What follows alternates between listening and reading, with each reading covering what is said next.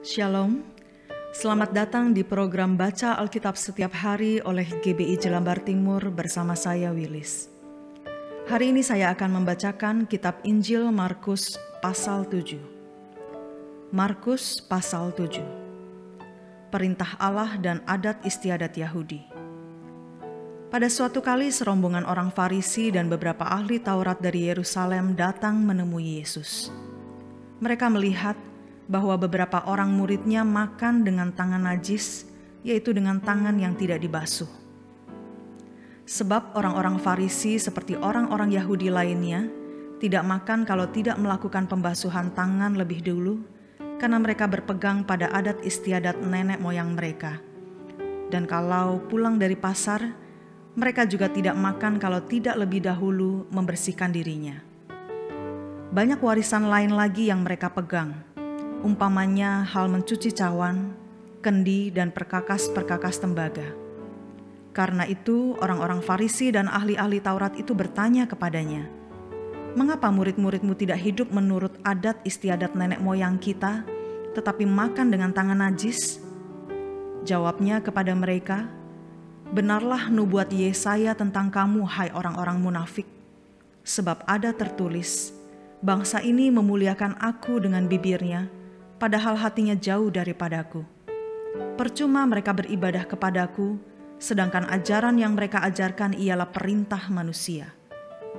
Perintah Allah kamu abaikan untuk berpegang pada adat istiadat manusia." Yesus berkata pula kepada mereka, "Sungguh pandai kamu mengesampingkan perintah Allah, supaya kamu dapat memelihara adat istiadatmu sendiri. Karena Musa telah berkata, 'Hormatilah ayahmu dan ibumu,' dan siapa yang mengutuki ayahnya dan ibunya harus mati. Tetapi kamu berkata, kalau seorang berkata kepada bapaknya atau ibunya, 'Apa yang ada padaku yang dapat digunakan untuk pemeliharaanmu sudah digunakan untuk korban, yaitu persembahan kepada Allah,' maka kamu tidak membiarkannya lagi berbuat sesuatu pun untuk bapaknya atau ibunya. Dengan demikian firman Allah kamu nyatakan tidak berlaku demi adat istiadat yang kamu ikuti itu. Dan banyak hal lain seperti itu yang kamu lakukan." Lalu Yesus memanggil lagi orang banyak dan berkata kepada mereka, "Kamu semua, dengarlah kepadaku dan camkanlah. Apapun dari luar yang masuk ke dalam seseorang tidak dapat menajiskannya. Tetapi apa yang keluar dari seseorang, itulah yang menajiskannya. Barang siapa bertelinga untuk mendengar, hendaklah ia mendengar." Sesudah ia masuk ke sebuah rumah untuk menyingkir dari orang banyak, murid-muridnya bertanya kepadanya tentang arti perumpamaan itu. Maka jawabnya, "Apakah kamu juga tidak dapat memahaminya? Tidak tahukah kamu bahwa segala sesuatu dari luar yang masuk ke dalam seseorang tidak dapat menajiskannya, karena bukan masuk ke dalam hati, tetapi ke dalam perutnya lalu dibuang di jamban? Dengan demikian ia menyatakan semua makanan halal." Katanya lagi, "Apa yang keluar dari seseorang, itulah yang menajiskannya.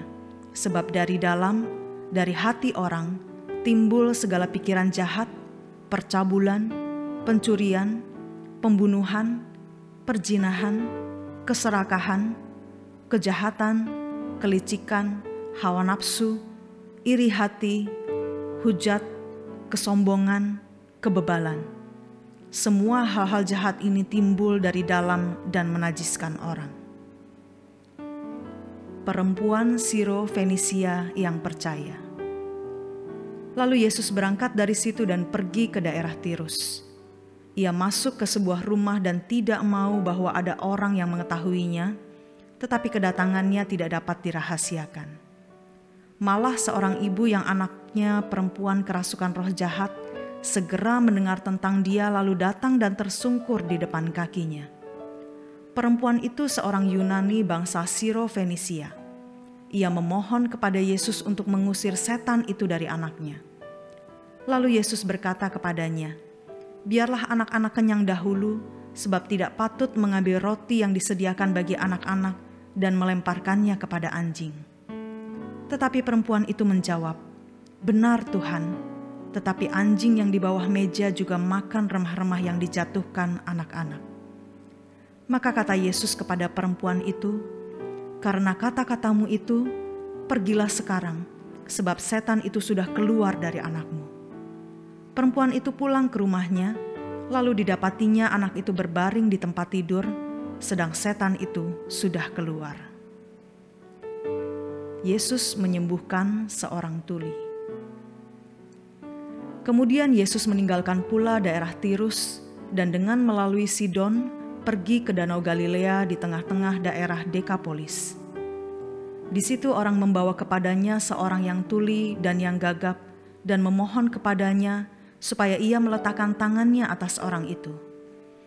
Dan sesudah Yesus memisahkan dia dari orang banyak, sehingga mereka sendirian, ia memasukkan jarinya ke telinga orang itu, lalu ia meludah dan meraba lidah orang itu. Kemudian sambil menengadah ke langit, Yesus menarik nafas dan berkata kepadanya, "Efata," artinya terbukalah. Maka terbukalah telinga orang itu, dan seketika itu terlepas pula lah pengikat lidahnya, lalu ia berkata-kata dengan baik. Yesus berpesan kepada orang-orang yang ada di situ, supaya jangan menceritakannya kepada siapapun juga. Tetapi makin dilarangnya mereka, makin luas mereka memberitakannya. Mereka takjub dan tercengang dan berkata, "Ia menjadikan segala-galanya baik, yang tuli dijadikannya mendengar, yang bisu dijadikannya berkata-kata." Tuhan Yesus, ajar kami untuk taat akan firman dan perintah-Mu serta melakukannya, agar setiap firman yang kami terima menjadi pelita bagi kaki kami dan terang bagi jalan kami. Dalam nama Tuhan Yesus kami berdoa. Amin.